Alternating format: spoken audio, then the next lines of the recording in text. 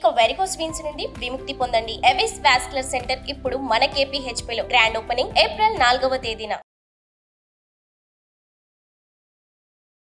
నమస్తే, welcome to Suman TV. నేను మీ యామ్ని. ప్రస్తుతం మనతో ఉన్నారు ప్రముఖ ఆధ్యాత్మికవేత్త, ప్రముఖ జ్యోతిష వాస్తు పండితులు మంతా సూర్యనారాయణ శర్మ గారు ఉన్నారు. గురుగారితో మనం మాట్లాడదాం. నమస్కారం గురుగారు. నమస్కారం అమ్మ. శుభం వ్యాధు. గురుగారు, ఈ నెల మనకి శని త్రయోదశి వస్తుంది కాబట్టి, అలానే కొన్ని రాశుల వారికి ఏలినాటి శని నడుస్తుంది, కొంతమందికి అర్ధాష్టమ శని నడుస్తుంది కాబట్టి వాళ్ళకి ప్రత్యేకించి ఏమైనా పరిహారం లాంటిది కానీ ఆ రోజు ఏ విధంగా చేసుకుంటే మంచిదండి? శని త్రయోదశి అనేసరికి శనివారం నాడు త్రయోదశి రెండు కలిసి ఉందాన్ని శని త్రయోదశి అంటాం. చాలా అద్భుతమైన రోజు అని చెప్తాం. శనీశ్వరుడికి ప్రీతి అయిన రోజు అంటాం. ఆ రోజు శనీశ్వరుడు ఏం చేసినా సరే మనకు ఆ దోషం అనేది నివృత్తి అవుతుంది. శని దోష నివృత్తి ఒక యోగంలోకి వెళ్తా ఉంచి మనకు పురాణాలను చెప్పుకుంటున్న విషయాలు, జ్యోతిషాస్త్రంలో కూడా దీని గురించి విశేషంగా కూడా చెప్తూ ఉంటాం అన్నమాట. ఈ శని త్రయోదశి అనేసరికి శనికి మనకు విశేషంగా పూజ చేయడం అనేది అవసరం పడుతుంది. విశేషమైన పూజలు అంటే ఏంటంటే, మనకు నవగ్రహాల్లో శనీశ్వరుడి గ్రహం ఏదైతే ఉందో, మన ప్రతి గుళ్ళోనే మనం చూస్తాం, నవగ్రహాల మండపం చూస్తాం కాబట్టి అందులో శనీశ్వరుడికి ప్రత్యేకంగా తైలాభిషేకం చేయడం అనేది సాధారణంగా అందరూ చేస్తున్న వ్యవహారం అన్నమాట.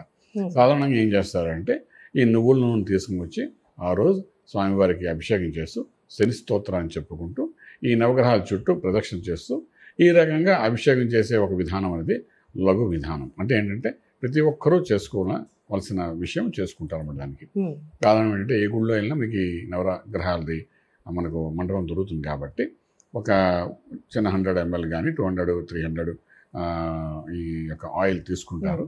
తీసుకుని చక్కగా స్వామివారికి నవగ్రహాల స్తోత్రంలో శనీశ్వర స్తోత్రం అని చెప్పుకుంటూ చక్కగా వేసేస్తారు. వేసి నమస్కారం చేసుకుని ప్రదక్షిణ చేస్తారు. ఒక 7 సార్లు ప్రదక్షిణ చేస్తే అదొక రకంగా మంచిదని చెప్తాం. అలాగే శని నక్షత్రంలో ఉన్నవారు ఉన్నారు.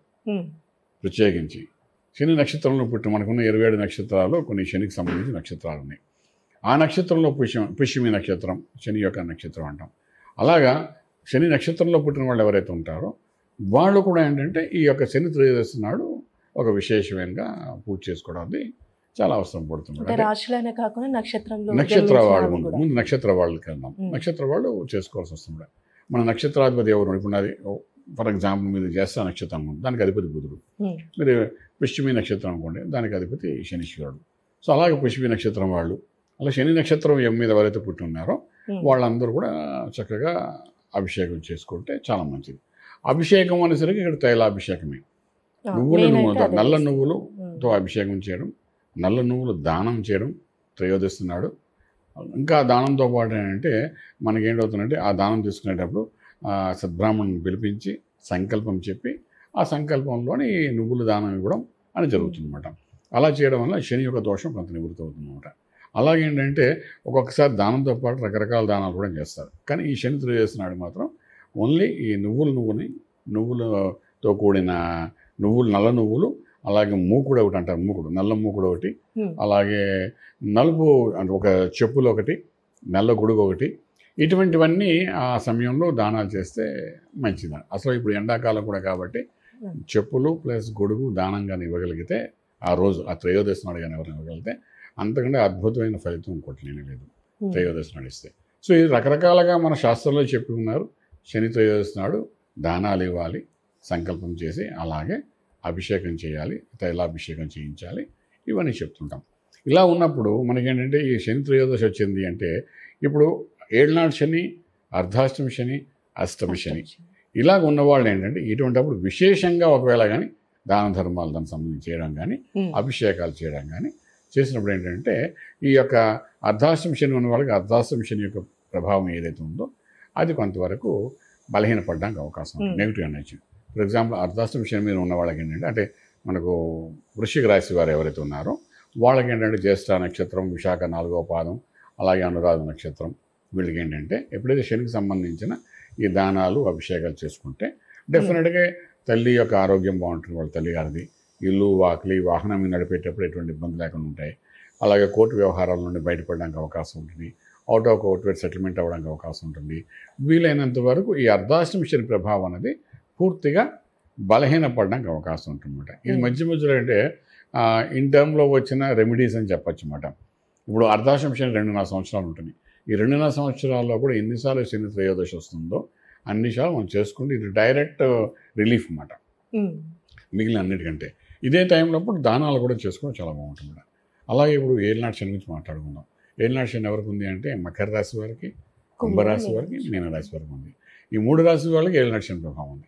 ఉన్నప్పుడు ఏంటంటే ఇలాంటి వాళ్ళు ప్రత్యేకించి త్రయోదశి నాడు విశేషంగా పూజ కానీ చేసుకోవడానికి ప్రయత్నం చేస్తే డెఫినెట్గా ఏంటంటే దీని యొక్క ఇంపాక్ట్ అనేది చాలా తొందరగా రిలీఫ్ అయిపోతుంది అన్నమాట. అంటే ఈ దానము ఇలా చెప్పారు కదండి, శని త్రయోదశి రోజే కాకుండా శనివారాలు కూడా చేసుకోవచ్చు అండి ఇట్లా? శనివారం చేసుకోవచ్చు. ఒకటి శనివారం ఉంది, త్రయోదశి ఉంది, అంటే దాని శని త్రయోదశి కూడా అంటాం మనం. సో శనివారం నాడు మామూలుగా నిత్యం శనివారం నాడు చేసుకున్న దానాలు వేరు, శనీశ్వరుడు చేసేది. అది ఏలినాటి శని ఉన్నప్పుడు దానాలు ఇచ్చుకుంటే మంచిది అంటాను, స్వయం పాకం ఇచ్చుకుంటే మంచిది అంటాం. ఇవన్నీ మనం చెప్పుకుంటూ వెళ్తాం. బట్ ఇక్కడ ఏంటంటే శని త్రయోదశి రెండూ కలిసి ఉన్న విశేషమైన రోజు కాబట్టి ఈ రోజు దానాలు ఇస్తే ఎవరైతే ఏలినాటి శని కానీ, అష్టమ శని కానీ, అర్ధాష్టమ శని కానీ ఇలా ఉన్నవాడు అనమాట. ఈ అష్టమ శని ఉన్న వాళ్ళకి కూడా ఏంటంటే ఒక్కొక్కసారి అష్టమ శని అంటే కర్కాటక రాశి వారికి, ఇందాక మనం మాట్లాడడం మకరం, కుంభం, మీనం ఏలినాటి శని అని.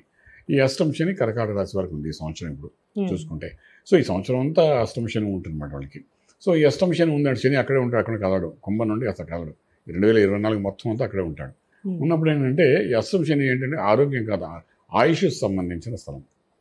అంటే ఎప్పుడు ఆయుష్ని మీద అటాక్ చేస్తారో మనకు తెలియదు. అంటే ఆయుష్ అంటే ఆయుపీడనం, అంటే మనం దీన్ని ఎక్కువగా ప్రీతిగా చూస్తామో ఆ ప్రీతిగాను వస్తువుని ఎప్పుడైతే మనం బలహీనం చేస్తే మనకున్న ప్రాణాలు పోయినంత ఫీలింగ్ వస్తుంది.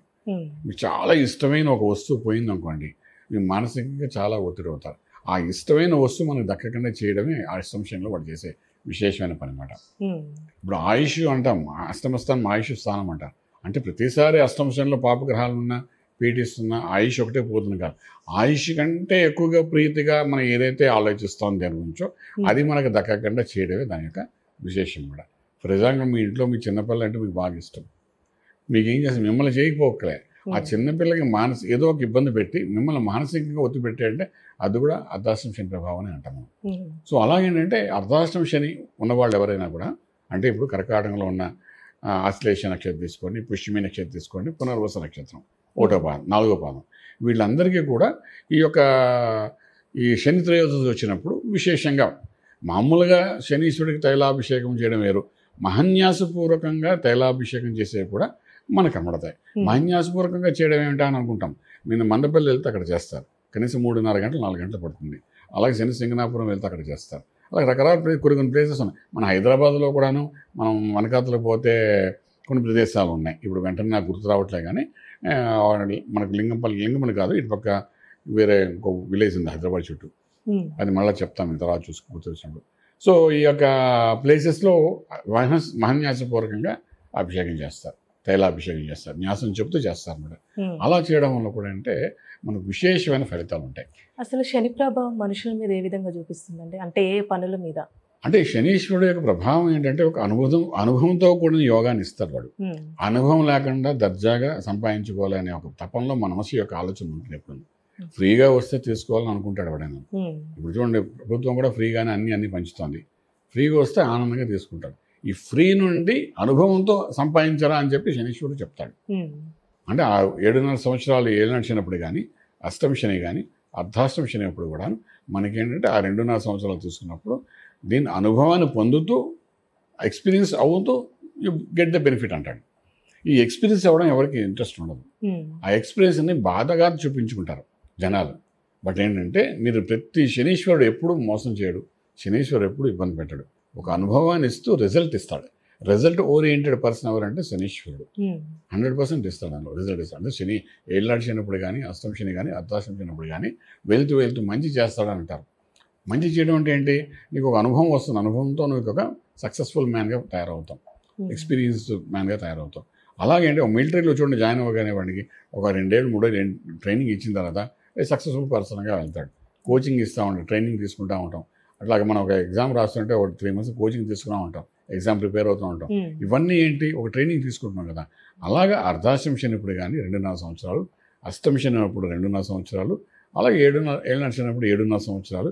ఆ పీరియడ్ ఆ వయసును బట్టి, ఆ యుక్తి వయసులో ఉన్నాడంటే వాడికి ఎటువంటి అనుభవం ఇవ్వాలి, మధ్య వయసులో వాడికి ఎటువంటి అనుభవం ఇవ్వాలి, అలాగే వృద్ధాప్యంలో ఉన్నవాడు ఏ అనుభవం పొందాలి వాడు అన్నదాన్ని ఒక ఎక్స్పీరియన్స్తో వాడికి ఇప్పించి తర్వాత యోగంలో కూర్చోబెడతామన్నమాట. అంటే శనీశ్వరుడు ఎప్పుడు మంచి చేస్తాడు తప్ప చెడుగా అనుకోవడానికి లేదు. పీడనాన్ని మనం చెడుగా తీసుకుంటాం, ఈ పీడిస్తున్నాడు అనుకుంటాం, మనకు అనుభవం లేదు కాబట్టి. మనకు తెలియని ఏ వస్తువునైనా మనం పీడనంగానే భావిస్తాం. మనకు తెలియని పని ఏదైనా మనకు పీడనంగానే ఉంటుంది చేస్తుంటే. మనకు నచ్చిన ఏ పని మనకు అలా అనిపిస్తుంది. సో అందులోకి వెళ్ళి ఎలా బయటికి రావాలని చెప్పేవాడు శనీశ్వరుడు. అంచేత ఆంజనేయ స్వామి లాంటి వాడు కూడా ఎప్పుడైతే శ్రీలంకలోని ఎంట్రీ ఇచ్చేటప్పుడు రాక్షసి నోట్లోకి వెళ్ళి బయటకు వస్తాడు. నేను మింగితే అంటే అది మింగాలి, సముద్రం దాడుతున్నప్పుడు అంటే మింగాలి అది. అప్పుడేంటంటే నోట్లోకి వెళ్ళి బయటకు వచ్చేస్తాడు చిన్న రూపంగా ఉండి. అంటే అవతల వాడు పని చేస్తాడు, తన అనుభవాన్ని పొందాడు, మళ్ళీ బయటకు వచ్చాడు. ఆ రకంగా ఏంటంటే శని అనేది చాలా అద్భుతమైన అనుభవం ఇస్తుంది కాబట్టి దానికి ఒక్కొక్కసారి ఆంజనేయ స్వామి యొక్క ఆరాధన కూడా చేస్తాం ఈ పీడనం వదిలేయడానికి. శనీశ్వరుడు పీడనం వదలడానికి త్రయోదశప్పుడు కూడా ఆంజనేయ స్వామికి ఆరాధన చేస్తారు. కొంతమంది శివునికి అభిషేకం చేస్తారు, తైలాభిషేకం. ఇవ శివలింగానికి చేస్తారు, శనీశ్వరుడు కాబట్టి చేస్తారు. రకరకాలుగా చేస్తారు. ఏదైనా మీకు దగ్గరలో అనుభవంలో ఉన్న ఏ దేవాలయం ఉంటే ఆ దేవాలయంకి వెళ్ళడము, అక్కడ నవగ్రహాలు ఏదంటే నవగ్రహాల్లో శనీశ్వరుని యొక్క గ్రహం ఉంటుంది. ఆ గ్రహానికి నల్ల నువ్వులతో తైలాభిషేకం చేయడము, చక్కగా సంకల్పం చెప్పి అక్కడ ఆశీర్వచనం తీసుకోవడం. మళ్ళీ ఎప్పుడైతే అభిషేకం అని చేసుకుని వస్తారో ఆ బట్టలతో కాకుండా ఇంటికి వచ్చేయగానే ఆ కాళ్ళు చేతులు స్నానం చేసి ఆ బట్టలను తడికి బయట పెట్టేసి వేరే బట్టలు వేసుకుని బయటకు వెళ్ళాలి. ఎందుకంటే ఆ డ్రెస్ ఏదైతే ఉందో అది దానం ఇచ్చేయాలని చెప్తాం మేము కూడా. అది వేసుకోకూడదు. అంటే పాత బట్టలు ఏమైనా ఉంటే అవి వేసుకుని వెళ్ళి చక్కగా అభిషేకం చేసుకుని అది అక్కడ వదిలేసి కూడా వచ్చేస్తారు చాలామంది పూజ చేయించుకుంటాం బట్టలు మధ్యలో. సో రకరకాలుగా ఉన్నాయి కాబట్టి ఏదైనా చక్కగా అందరూ చేసుకోవచ్చు. శని త్రయోదశి నాడు అభిషేకం పూజ. ప్రత్యేకించి శని నక్షత్రం వాళ్ళు, ఏళ్ళనాడు శని, అర్ధాష్టమి శని, అష్టమి శని ఉన్న వాళ్ళు విశేషంగా చేసుకోగలిగితే అది ఒక మంచి రిలీఫ్ ఇచ్చి రాజమార్గంలో రాజయోగం చూపించగలుగుతారు. చాలా చక్కగా తెలియజేశారండి, ధన్యవాదాలు. శుభం వ్యాధి. సుమన్ టీవీలో మీ పర్సనల్ అండ్ బిజినెస్ ప్రమోషన్స్ కోసం కింది నెంబర్కి కాంటాక్ట్ చేయండి.